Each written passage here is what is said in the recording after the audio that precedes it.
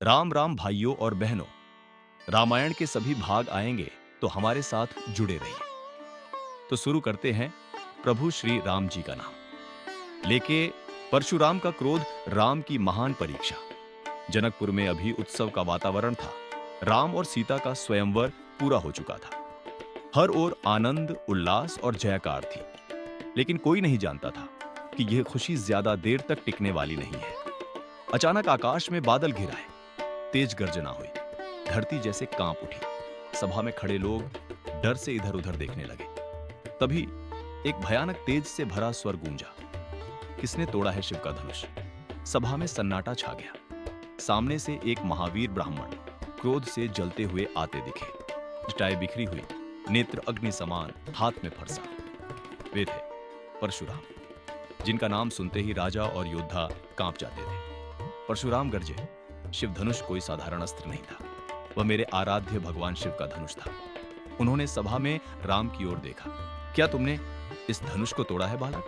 राम आगे बढ़े, डर न अहंकार, विनम्र स्वर में बोले, भगवान, मैंने केवल प्रत्यंचा चढ़ाने का प्रयास किया। यदि धनुष टूट गया तो वह ईश्वर की इच्छा थी। राम का शांत स्वर परशुराम के क्रोध पर और घी डालने जैसा था। परशुराम ने अपना दिव्य धनुष निकाला।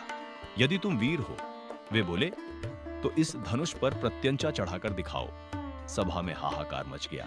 लक्ष्मण आगे बढ़े, लेकिन राम ने संकेत से उन्हें रोक दिया। राम ने परशुराम से धनुष लिया। जैसे ही राम ने उसे हाथ में पकड़ा, परशुराम के नेत्र विस्मय से भर गए। राम ने धनुष पर प्रत्यंचा चढ़ाई, लेकिन बाण नहीं छोड़ा। राम शांत स्वर में बोले, भगवान, अपने पृथ्वी को क्षत्रियों से मुक्त किया था, अब आपका क्रोध शांत होने का समय है। परशुराम समझ गए, उनके सामने कोई साधारण राजकुमार नहीं था। वे कांपते हुए बोले, आज मुझे झात हुआ, आप ही नारायण हैं। परशुराम ने राम के चरणों में शीश झुका दिया। उनका क्रोध शांत हो चुका था।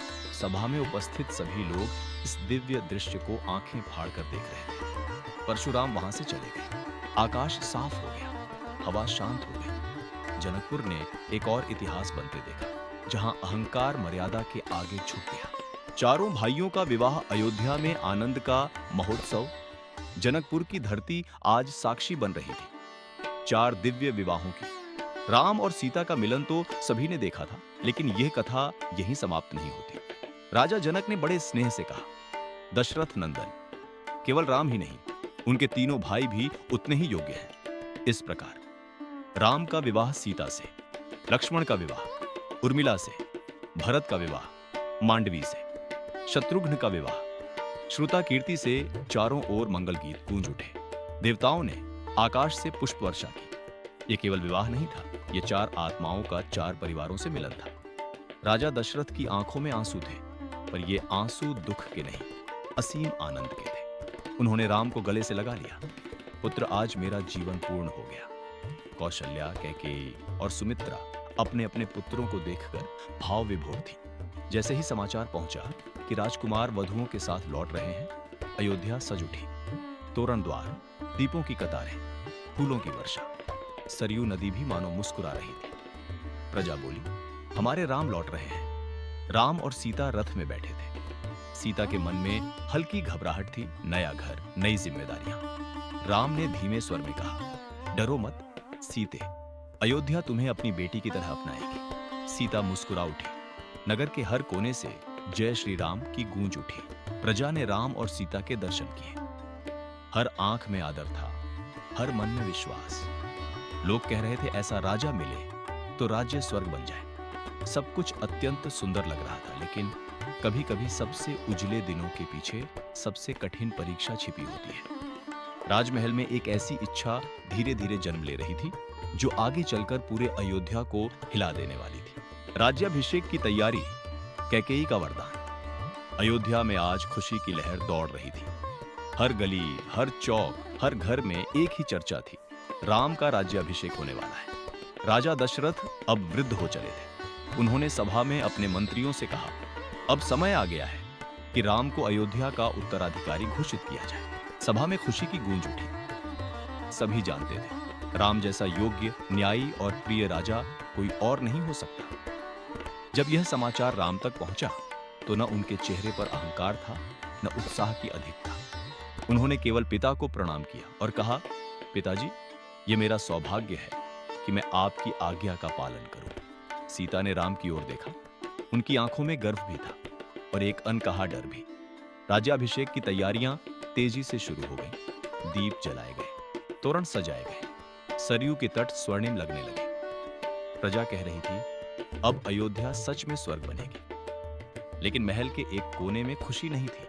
वहां थी कैकेयी। जब उन्हें पता चला कि राम का राज्याभिषेक होने वाला है, तो उनकी दासी मंथरा धीरे से बोली, महारानी, अगर राम राजा बने तो भरत का भविष्य क्या होगा?